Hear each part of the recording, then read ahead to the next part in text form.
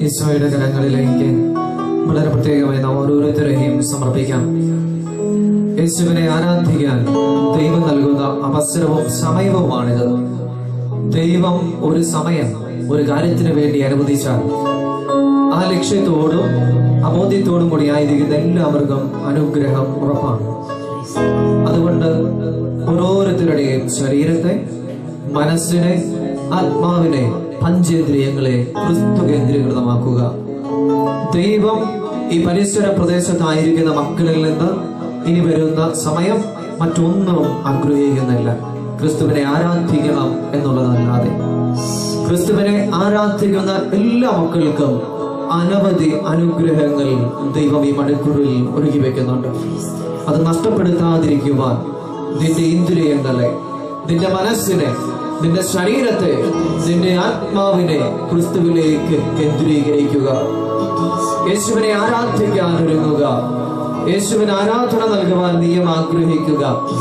ഈ സമയം ദൈവം നിനക്ക് വേണ്ടി മാറ്റിവെച്ചിരിക്കുന്ന സമയമാണ്. ദൈവത്തിന്റെ വചനം നിന്നോട് സംസാരിക്കുകയാണ്. ദൈവത്തെ നീ ആരാധിക്കുന്നുവെങ്കിൽ, ദൈവത്തോട് നീ ചേർന്ന് നിൽക്കുന്നുവെങ്കിൽ ഈ സമയം നീ വലിയ ദൈവാനുഗ്രഹങ്ങൾ പ്രാപിക്കാൻ പോവുകയാണ്. ദൈവം ഇതാ പുറപ്പാടിന്റെ പുസ്തകം 23 23:25 ദൈവം നിന്നോട് പറയുകയാണ്, നിങ്ങളുടെ ദൈവമായ കർത്താവിനെ നിങ്ങൾ ആരാധിക്കണം. അപ്പോൾ നിങ്ങളുടെ ഭക്ഷ്യവും പാനീയവും ഞാൻ ആശീർവദിക്കും. നിങ്ങളുടെ ഇടയിൽ നിന്ന് രോഗം നിർമ്മാർജ്ജനം ചെയ്യും. ഗർഭഛിദ്രമോ വന്ധ്യതയോ നിങ്ങളുടെ നാട്ടിൽ ഉണ്ടാവുകയില്ല. ദൈവത്തെ ആരാധിക്കുന്നവർക്ക് ഈ ആരാധനയുടെ സമയം ദൈവം നൽകുന്ന സന്ദേശമാണ്. പുറപ്പാട് 23:25 നിങ്ങളുടെ കർത്താവിനെ നീ ആരാധിച്ചാൽ ഞാൻ നിങ്ങളുടെ ഭക്ഷ്യവും പാനീയവും ആശീർവദിക്കും. നിന്റെ ഭൗതിക സാമ്പത്തിക മേഖലകൾ ആശീർവദിക്കപ്പെടാൻ പോവുകയാണ്. നിങ്ങളുടെ ഇടയിൽ നിന്ന് രോഗങ്ങൾ നിർമ്മാർജ്ജനം ചെയ്യപ്പെടും. ശാരീരികമായി സൗഖ്യവും അഭിഷേകവും ഉണ്ടാകും. ഗർഭഛിദ്രമോ വന്ധ്യതയോ നിന്റെ നാട്ടിൽ ഉണ്ടാവുകയില്ല. നിനക്ക് ദീർഘായുസ് ലഭിക്കും. ഇതാ നിന്റെ സന്തതികളെ നൽകിക്കൊണ്ട്, തിന്മകളെ ഒഴിവാക്കിക്കൊണ്ട് ദൈവം അനുഗ്രഹിക്കുന്ന മണിക്കൂറാണിത്. നിന്റെ അലസത അനുഗ്രഹങ്ങൾ നിനക്ക് അന്യമാക്കി തീർക്കും. ഈ സമയം മത്തായിയുടെ സുവിശേഷം 4:10 ദൈവത്തിന്റെ വചനം നൽകുന്ന സന്ദേശത്തെ ഹൃദയത്തിലേക്ക് സ്വീകരിക്കാം. പിശാച് യേശുവിനെ പ്രലോഭിപ്പിക്കാനായി കടന്നു വരികയാണ്. അവൻ വന്ന് കർത്താവിനെ പൈശാചിക ആരാധനയ്ക്ക് വേണ്ടി നിർബന്ധിക്കുമ്പോൾ യേശു വചനം ഉദ്ധരിച്ചു. ദൈവത്തിന്റെ വചനം ഇങ്ങനെ പറഞ്ഞു, ക്രിസ്തു ഇങ്ങനെ വചനം ഉദ്ധരിച്ചുകൊണ്ട് പറഞ്ഞു, നിന്റെ ദൈവമായ കർത്താവിനെ നീ ആരാധിക്കണം, അവിടുത്തെ മാത്രമേ നീ പൂജിക്കാവൂ എന്ന് എഴുതപ്പെട്ടിരിക്കുന്നു. പ്രിയപ്പെട്ടവരെ, ദൈവ ആരാധനയെ കുറിച്ച് ക്രിസ്തു പ്രതിപാദിക്കുന്ന മാത്രയിൽ പൈശാചിക ശക്തികൾ യേശുവിൽ നിന്നും ആ ദേശത്ത് നിന്നും പലായനം ചെയ്യുന്നതായി നമ്മൾ കാണുന്നു. ദൈവത്തിന് ആരാധന കൊടുക്കുന്ന വചനം ഉദ്ധരിച്ച മാത്രയിൽ പൈശാചിക ശക്തികൾ പലായനം ചെയ്യുന്നു. അപ്പോൾ യേശു ക്രിസ്തുവിനെ ആരാധിക്കുന്ന വ്യക്തികളിൽ നിന്നും, സ്ഥലങ്ങളിൽ നിന്നും, ദേശങ്ങളിൽ നിന്നും, കുടുംബങ്ങളിൽ നിന്നും പൈശാചിക ശക്തികൾ പലായനം ചെയ്യും. ഈ ബോധ്യത്തോടുകൂടി ഹൃദയവും മനസ്സും ശരീരവും ഒരുക്കി പൈശാചിക ശക്തികളെ പലായനം ചെയ്യുവാൻ, പരിശുദ്ധാത്മാവിന്റെ നിറവ് സ്വന്തമാക്കുവാൻ, യേശു ക്രിസ്തുവിന്റെ നിയന്ത്രണം ഉണ്ടാകുവാൻ, യേശു ക്രിസ്തുവിന് മഹത്വം നൽകുവാൻ ഇവിടെ സമ്മേളിച്ചിരിക്കുന്ന എല്ലാ മക്കളും ഈ സമയം ക്രിസ്തുവിന് മാത്രം ആരാധന നൽകട്ടെ. എല്ലാവരും ചേർന്ന് ആരാധന, ആരാധന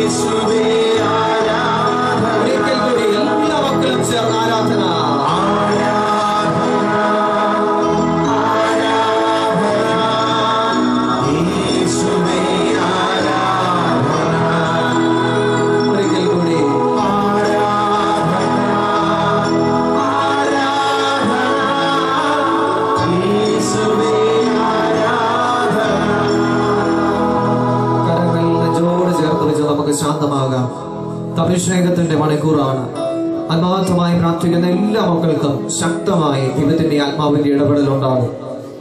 ദൈവം വ്യക്തമായിട്ട് നമ്മോട് പറയുന്നുണ്ട്, ആരാധിക്കുന്ന പ്രാർത്ഥിക്കുന്ന അലസതയില്ലാതെ വിശ്വാസത്തോടെ ആയിരിക്കുന്ന എല്ലാ മക്കൾക്കും ഈ മണിക്കൂറിൽ ദൈവ സാന്നിധ്യം അനുഭവിക്കാൻ കഴിയും. എന്റെ ശരീരത്തിലും മനസ്സിലും ശക്തമായ തീരുമാനങ്ങളായി സാന്നിധ്യമായി പരിശുദ്ധാത്മാവിന്റെ ശക്തമായ അഭിഷേകവും വ്യാപനവും നീയും അനുഭവിക്കും. എല്ലാവരും യേശുവിന് ആരാധന ഹൃദയത്തിൽ നൽകിക്കൊണ്ടിരിക്കട്ടെ. ഇനിയും ആരെങ്കിലും ഇതിലേക്ക് പ്രവേശിക്കാതെ ഉണ്ടെങ്കിൽ നിങ്ങളുടെ ശരീരത്തെയും മനസ്സിനെയും ആത്മാവിനെയും കർത്താവിന് അടിയറവ് വയ്ക്കുക. കർത്താവിന് അടിയറവ് വയ്ക്കുക. കർത്താവെ, ഇന്ന് വരെയും ഒരു പക്ഷെ ഞാൻ ആത്മാർത്ഥമായി ആരാധിച്ചിട്ടില്ല, പ്രാർത്ഥിച്ചിട്ടില്ല, സാരമില്ല എന്ന് നീ ആരാധിക്കുക. ഇത് അഭിഷേകത്തിന്റെയും വിടുതലിന്റെയും മണിക്കൂറാവും. നീ കർത്താവിനെയാണ് ആരാധിക്കുക, മനുഷ്യനെ അല്ല. നിന്നെ സൃഷ്ടിച്ച് പരിപാലിക്കുന്ന ദൈവത്തെ.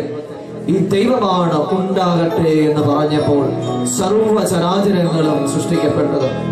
ഈ ദൈവമാണ് മാംസമായി ഭൂമിയിലേക്ക് വന്നതും രോഗികളെ സുഖപ്പെടുത്തതും പൈശാചിക ശക്തികളെ ബന്ധിച്ച് ബഹിഷ്കരിച്ചതും കടലിനെയും കാറ്റിനെയും ശാന്തമാക്കിയതും.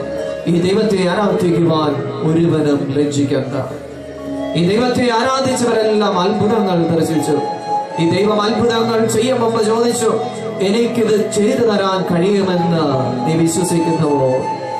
ദൈവത്തെ ആരാധിച്ച് പൈശാചിക ശക്തികളെ തള്ളിപ്പറഞ്ഞു ദൈവ തിരുവൻപിലായിരിക്കുന്ന പ്രിയപ്പെട്ടവരെ നമുക്കും പറയാം, ദൈവമേ, ഈ പ്രപഞ്ചത്തെ സൃഷ്ടിച്ച മനുഷ്യനായി ഭൂമിയിൽ ജന്മം ചെയ്ത മരണത്തെ ജയിച്ച നാരകീയ ശക്തികളുടെ മേൽ അധികാരമുള്ള രോഗികളുടെ മേലും രോഗങ്ങളുടെ മേലും ആധിപത്യമുള്ള നിന്നിൽ ഞാനും വിശ്വസിക്കുന്നു.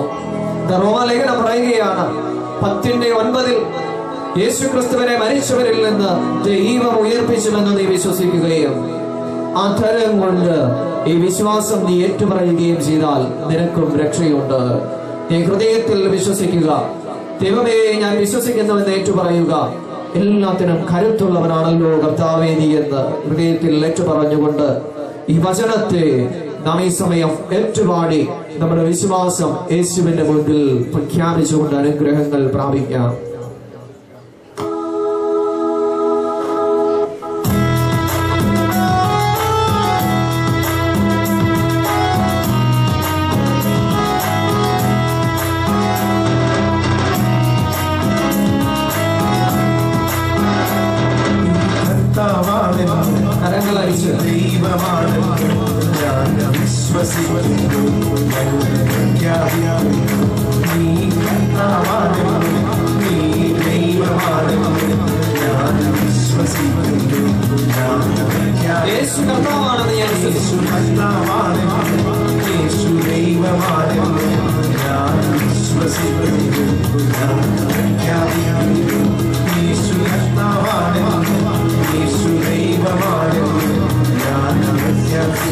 എല്ലാവരും വിശ്വാസം പ്രഖ്യാപിക്കട്ടെ. യേശു കർത്താവാണെന്ന്.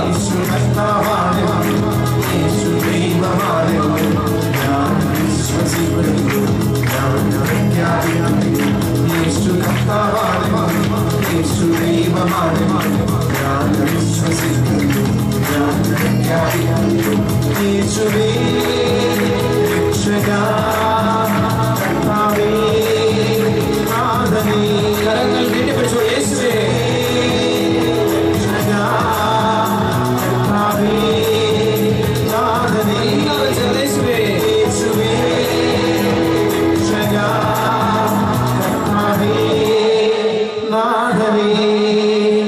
യേശുവേ രക്ഷക കർത്താവേ നാഥനേ.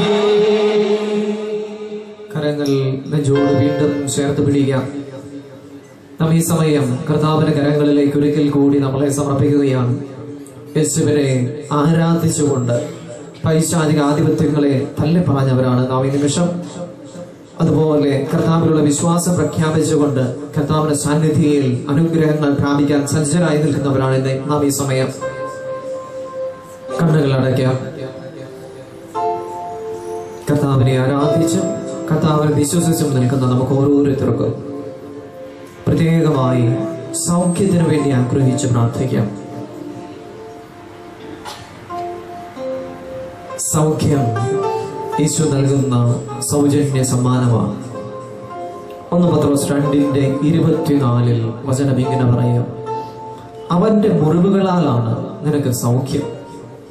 യേശുവിന്റെ മുറിവുകളാൽ മുറിവുകളിൽ നിന്ന് സൗജന്യ സമ്മാനമായി കർത്താവ് നൽകുന്നതാണ് സൗഖ്യം. എല്ലാവിധ രോഗങ്ങളെയും മാനസിക രോഗങ്ങളെയും ആന്തരിക മുറിവുകളെയും രോഗികളെയും ഈ സമയം നമുക്ക് ഓർത്ത് സമർപ്പിക്കാം. യേശുവിന്റെ മുറിവുകളിലേക്ക് സമർപ്പിക്കാം. കണ്ണുകൾ അടച്ച് തമ്പുരാന് മുമ്പിലായിരിക്കുന്ന നാം ഈ സമയം കർത്താവിന്റെ തിരുമുറിവുകളെ കാണുകയാണ്. തമ്പുരാന്റെ കരങ്ങളിലേക്ക് നമ്മളെ തന്നെ സമർപ്പിക്കുകയാണ്. സൗഖ്യം കർത്താവിന്റെ മുറിവുകളിൽ നിന്നാണെങ്കിൽ ആ സൗഖ്യം സ്വന്തമാക്കുവാൻ ഞാൻ ചെയ്യേണ്ട ഏക കാര്യം ഈ മുറിവിന്റെ ലക്ഷ്യത്തെ ബഹുമാനിക്കുക എന്നുള്ളതാണ്. കർത്താവിന്റെ മുറിവുകൾക്ക് നിനക്ക് സൗഖ്യം തരുക എന്നൊരു ലക്ഷ്യമുണ്ട്. നിന്നെ സൗഖ്യപ്പെടുത്തുന്നതോടൊപ്പം നിന്നെ അനുതാപത്തിലേക്ക് നയിക്കുക എന്നുള്ളതാണ് ഈ മുറിവിന്റെ ഒന്നാമത്തെ ലക്ഷ്യം. നിന്നെ പാപത്തിന്റെ ബന്ധനത്തിൽ നിന്ന്, പൈശാചിക നിയന്ത്രണത്തിൽ നിന്ന് മോചിപ്പിച്ച് സുഖപ്പെടുത്തണം. ശാരീരിക ആന്തരിക രോഗങ്ങളിൽ നിന്ന് നിന്നെ സുഖപ്പെടുത്തണം. ഇതാണ് ഈ മുറിവുകളുടെ ലക്ഷ്യം. അതുകൊണ്ട് സൗഖ്യം ആഗ്രഹിക്കുന്ന എല്ലാവരും ചെയ്യേണ്ട കാര്യം പരിപൂർണമായി അനുദപിക്കുക എന്നുള്ളതാണ്. യേശുവേ, നിന്റെ മുറിവുകളെ ഞാൻ സ്നേഹിക്കുന്നു എന്ന് പറയുമ്പോൾ ഈ മുറിവിന്റെ ലക്ഷ്യം നിന്റെ അനുതാപവും മനസ്താപവുമാണ്. എല്ലാ പാപങ്ങളെയും തള്ളി പറയുക എന്നുള്ളതാണ് ഈ മുറിവിന്റെ പരമപ്രധാന ലക്ഷ്യം. ഈ സമയം അനുതാപത്തിന്റെ അടയാളമായി കഴിയുന്ന എല്ലാവരും മുട്ടിന്മേൽ നിൽക്കുക. അനുതാപത്തിന്റെ അടയാളമായി കഴിയുന്ന എല്ലാവരും ഈ സമയം മുട്ടിന്മേലായിരിക്കാനായിട്ട് പ്രത്യേകമായിട്ട് പരിശ്രമിക്കുക.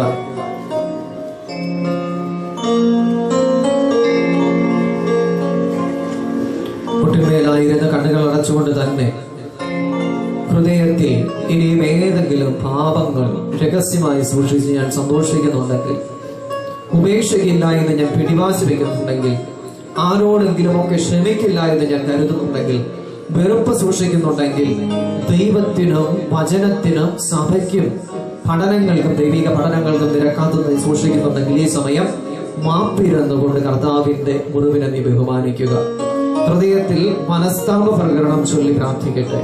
ഹൃദയത്തിൽ മനസ്താപ പ്രകരണം ചൊല്ലി ഈ സമയം പ്രാർത്ഥിക്കട്ടെ. ഇത് സൗഖ്യത്തിന്റെ മണിക്കൂറാണ്. മനസ്താപ പ്രകരണം ചൊല്ലി കർത്താവിനെ ബഹുമാനിക്കുക, സ്നേഹിക്കുക, പ്രാർത്ഥിക്കുക. ചെയ്തുപോയ എല്ലാ പാപങ്ങൾക്കും മാപ്പിരക്കുക.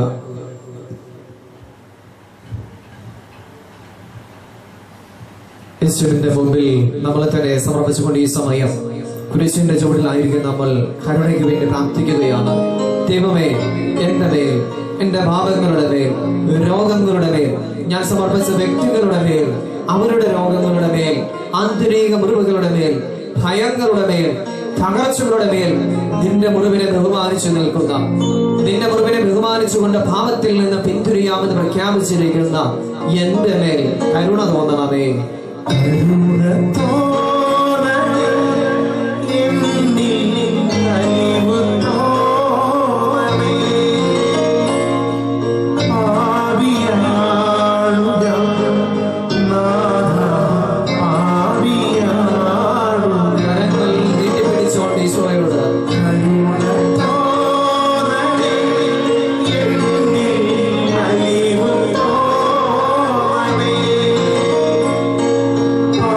Maria.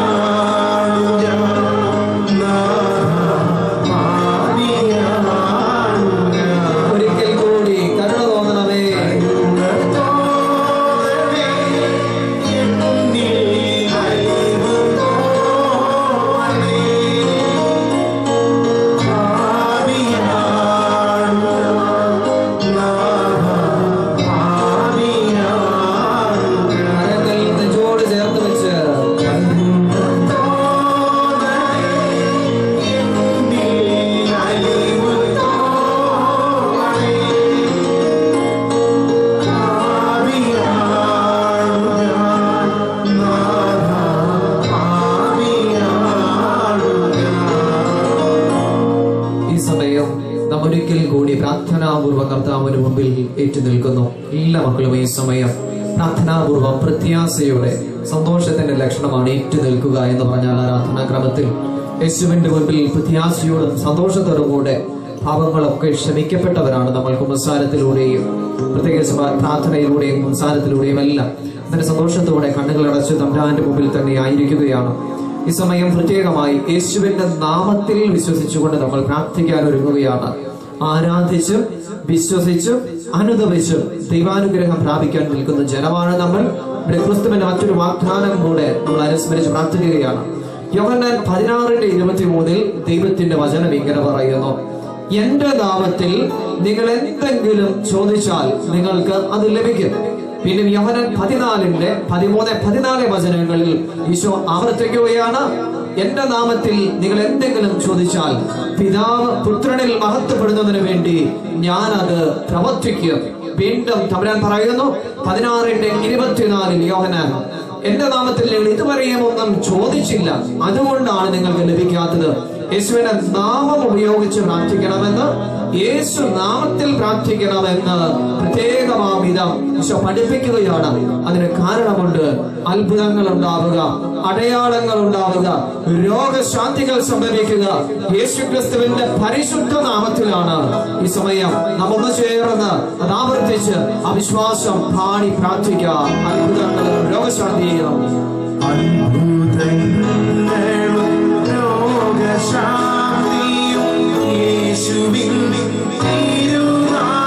വിശ്വാസത്തോടെ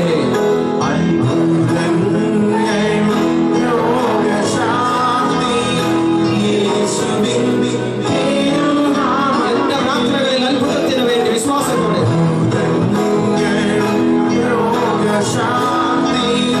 ഈ സമൂഹത്തിൽ സംഭവിക്കട്ടെ.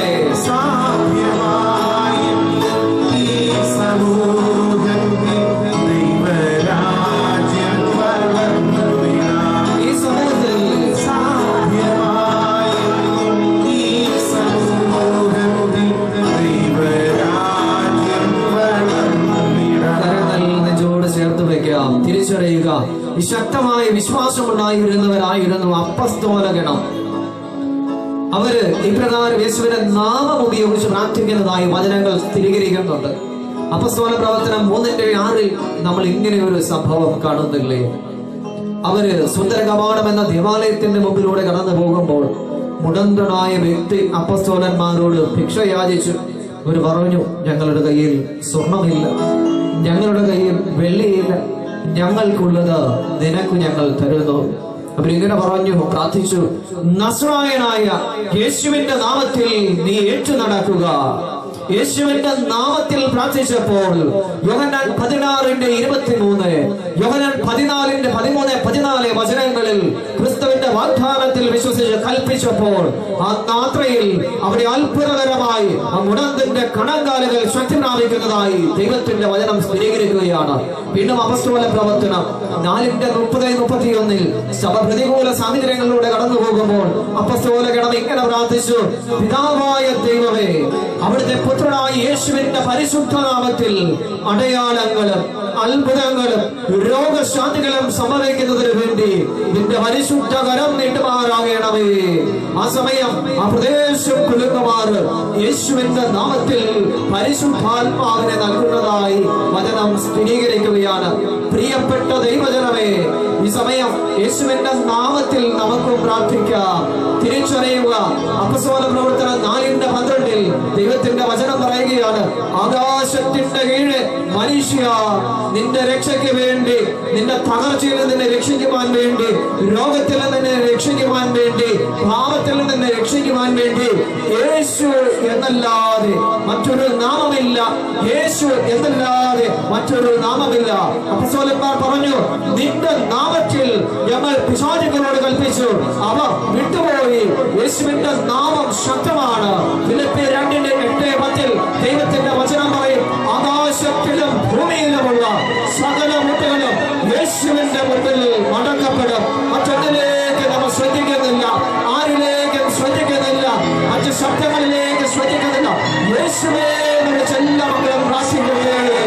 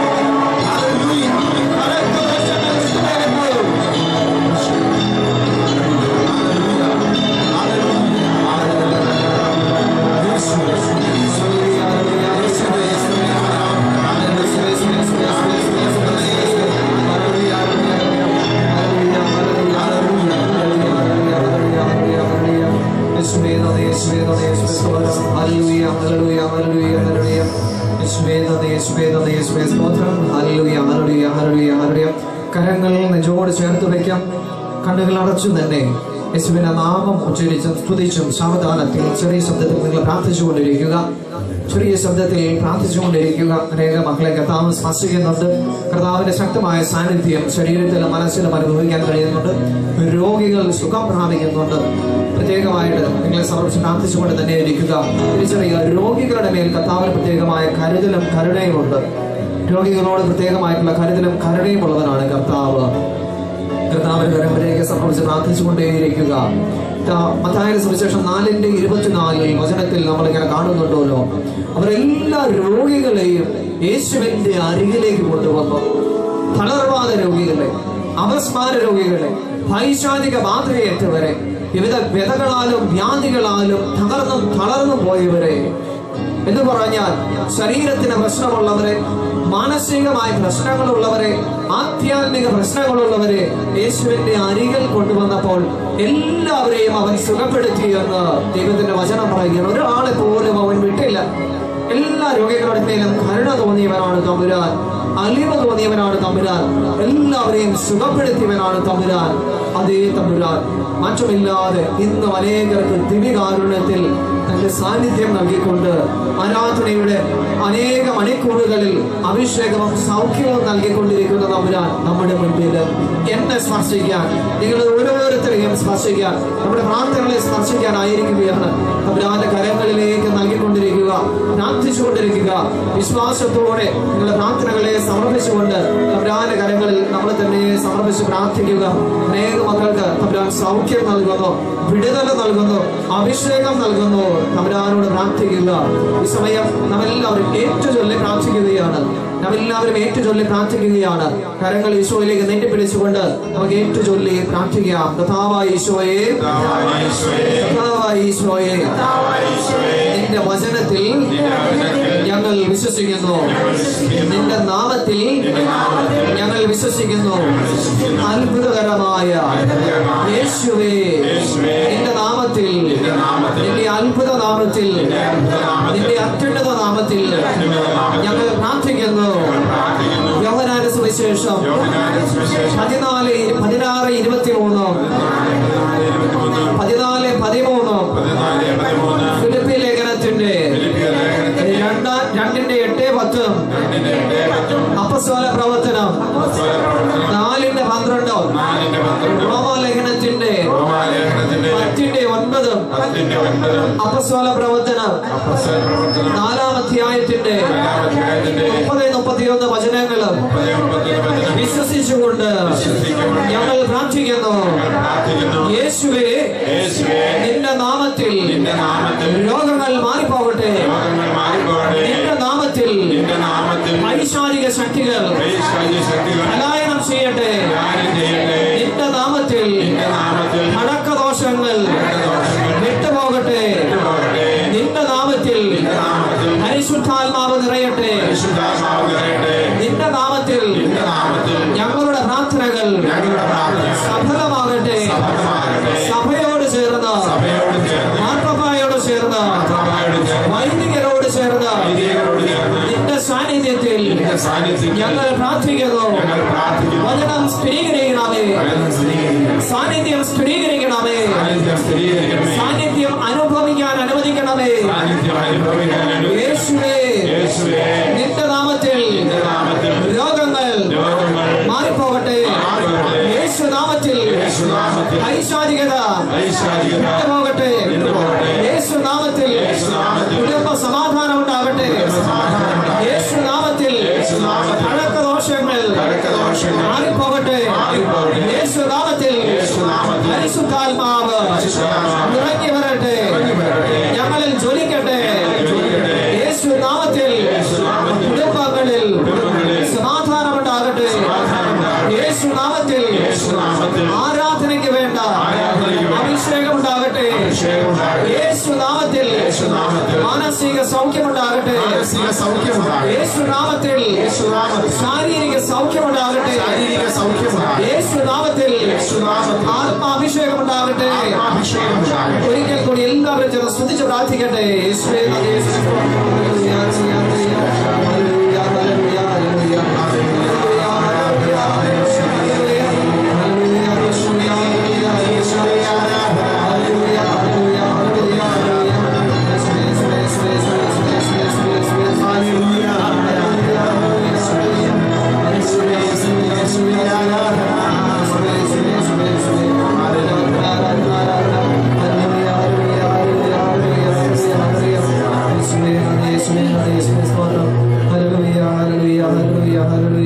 യേശുവേ നന്ദി, യേശുവേ സ്തോത്രം. ഹല്ലേലൂയ, ഹല്ലേലൂയ, ഹല്ലേലൂയ. കരങ്ങളടിച്ച് കർത്താവിന് നമുക്ക് പ്രത്യേകമായിട്ട് നന്ദി പറയാം. ശക്തമായിട്ട് കരങ്ങളടിച്ച് തമ്പുരാൻ നൽകിയ സാന്നിധ്യത്തിന്, തമ്പുരാൻ നൽകിയ അഭിഷേകത്തിന്, തമ്പുരാൻ നൽകിയ രോഗസൗഖ്യത്തിനെല്ലാം നന്ദി പറഞ്ഞുകൊണ്ട് കർത്താവിന് നമുക്ക് കരങ്ങളടിക്കാം. നന്ദി പറയാം.